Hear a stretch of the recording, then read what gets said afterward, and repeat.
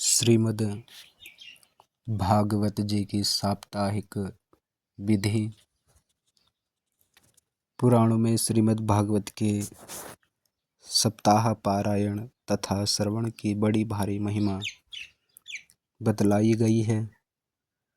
अतः यहाँ श्रीमद् भागवत प्रेमियों के लिए संक्षेप से सप्ताह यज्ञ की आवश्यक विधि का दिग्दर्शन कराया जाता है। प्रथम मुहूर्त विचार। पहले विद्वान ज्योतिषी को बुलाकर उनके द्वारा कथा प्रारंभ के लिए शुभ मुहूर्त का विचार करा लेना चाहिए तथा नक्षत्रों में हस्त, चित्रा, स्वाति, विशाखा, अनुराधा, पुनर्वसु, पुष्य, रेवती, अश्विनी, मृगशिरा, श्रवण, धनिष्ठा तथा पूर्वा भाद्रपद उत्तम नक्षत्र हैं। तिथियों में द्वितीया, तृतीया, पंचमी, षष्ठी, दशमी, एकादशी तथा द्वादशी को इस कार्य के लिए श्रेष्ठ बतलाया गया है। साथ ही यह भी देख लेना चाहिए कि शुक्र या गुरु अस्त, बाल अथवा वृद्ध तो नहीं है। कथा आरंभ का मुहूर्त भद्रादि दोषों से रहित होना चाहिए। उस दिन पृथ्वी जागती हो, वक्ता और श्रोता का चंद्र बल ठीक हो, लग्न में शुभ ग्रहों का योग अथवा उनकी दृष्टि हो, शुभ ग्रहों की स्थिति केंद्र या त्रिकोण में हो तो उत्तम है। आषाढ़, श्रावण, भाद्रपद, अश्विनी, कार्तिक और मार्गशीर्ष, अगहन ये मास कथा आरंभ करने के लिए श्रेष्ठ बतलाए गए हैं। किन्हीं विद्वानों के मत से चैत्र और पौष को छोड़कर सभी मास ग्राह्य हैं।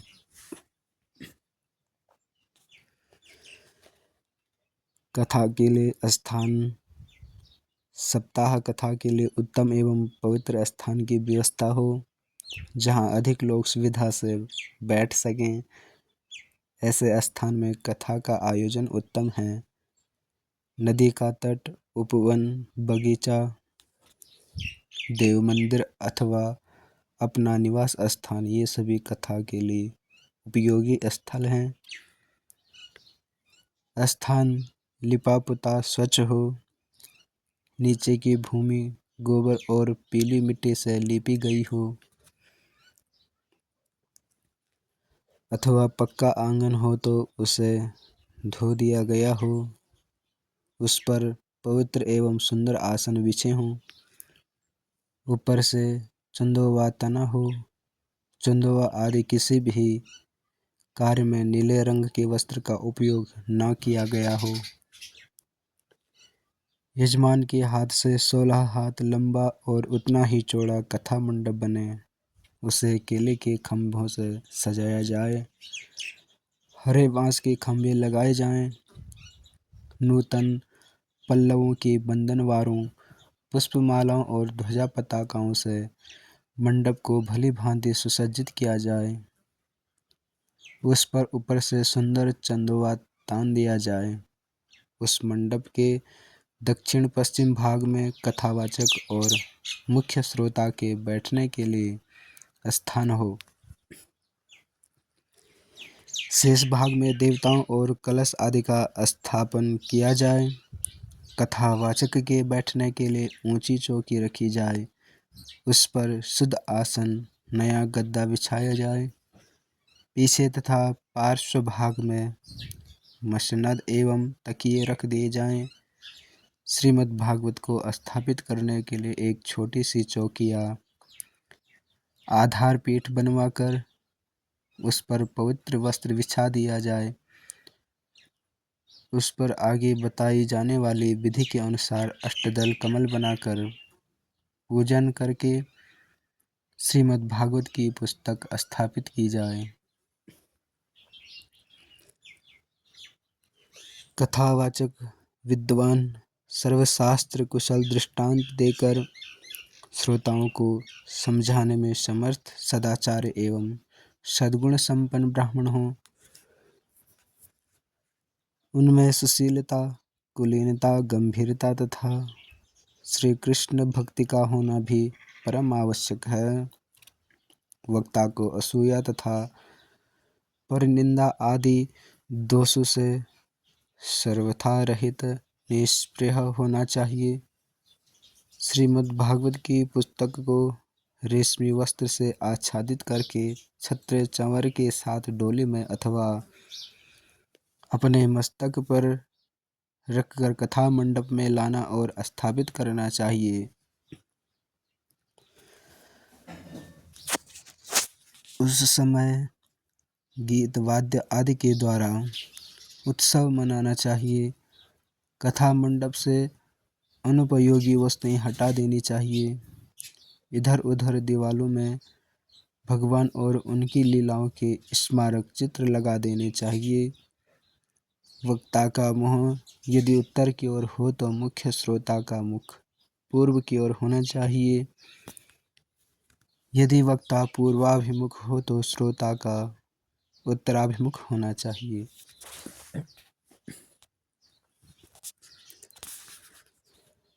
सप्ताह कथा एक महान यज्ञ है। इसे सुसंपन्न करने के लिए अन्य सुहृदय संबंधियों को भी सहायक बना लेना चाहिए। अर्थ की भी समुचित व्यवस्था पहले से ही कर लेना उत्तम है।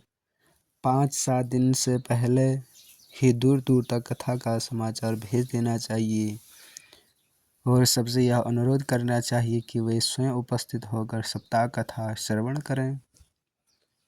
अधिक समय न दे सके तो भी एक दिन अवश्य पधार कर कथा श्रवण का लाभ लें। दूर से आए हुए अतिथियों के ठहरने और भोजन आदि की व्यवस्था भी करनी चाहिए। वक्ता को व्रत ग्रहण करने के लिए एक दिन पहले ही छोर करा लेना चाहिए। सप्ताह प्रारंभ होने के एक दिन पूर्व ही देवस्थापन पूजन आदि कर लेना उत्तम है। वक्ता प्रतिदिन सूर्योदय से पूर्व ही स्नान आदि करके संक्षेप से संध्या वंदन आदि का नियम पूरा कर ले और कथा में कोई विघ्न न आए इसके लिए नित्य प्रति गणेश जी का पूजन कर लिया करें। सप्ताह के प्रथम दिन यजमान स्नान आदि से शुद्ध हो नित्य कर्म करके आभ्युदयिक श्राद्ध करें।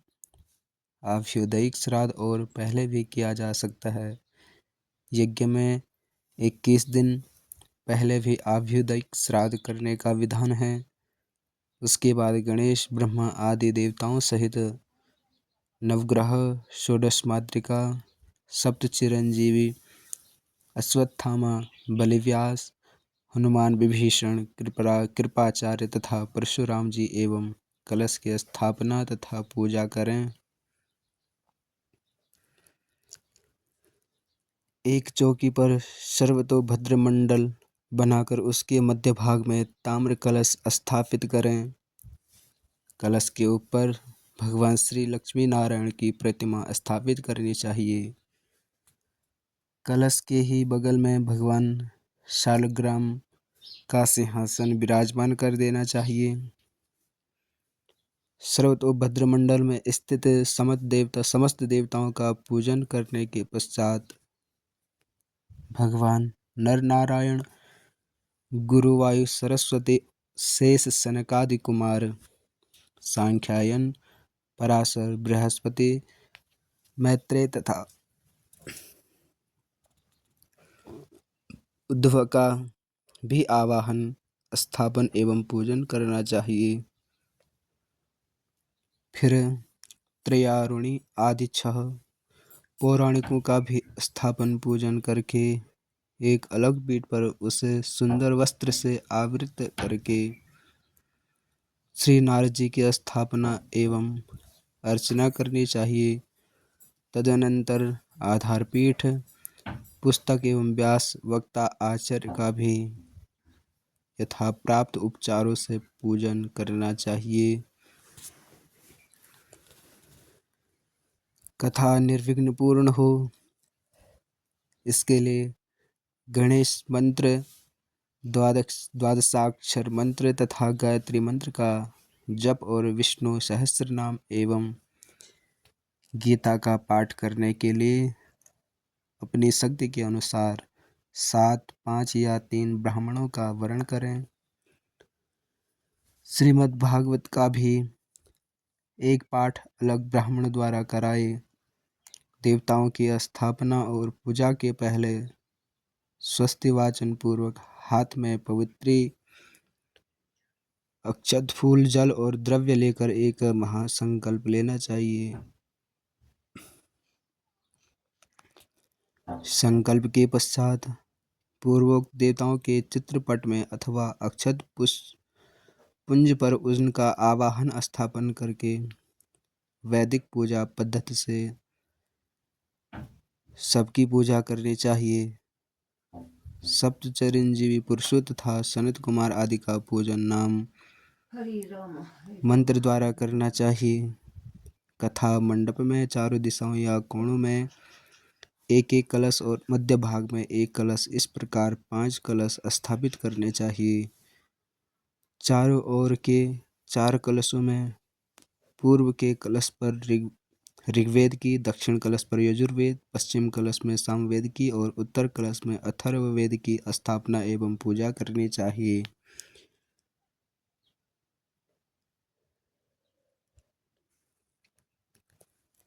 कोई कोई मध्य में सर्वतोभद्र मंडल के मध्य भाग में एक ही ताम्र कलश स्थापित करके उसी के चारों दिशाओं में सर्वतोभद्र मंडल की चौकी के चारों ओर चारों वेदों की स्थापना का विधान करते हैं।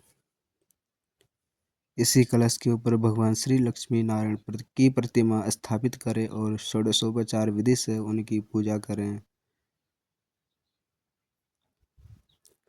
देव पूजा का क्रम प्रारंभ से इस प्रकार रखना चाहिए।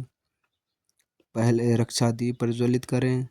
एक पात्र में घी भरकर रुई की फूल बत्ती जलाएं और उसे सुरक्षित स्थान पर अक्षत के ऊपर स्थापित कर दें।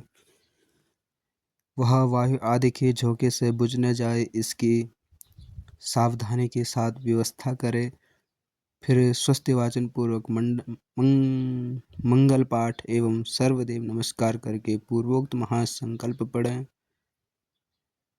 उसके बाद एक पात्र में चावल भरकर उस पर मौली में लपेटे हुई एक सुपारी रखते हैं और उसी में श्री गणेश जी का आवाहन करें।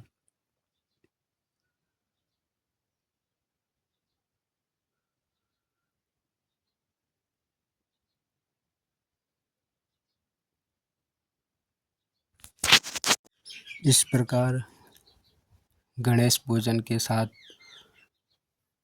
पंचांग पूजन का पूर्ण विधान से पूजन करके कथा का श्रवण करें।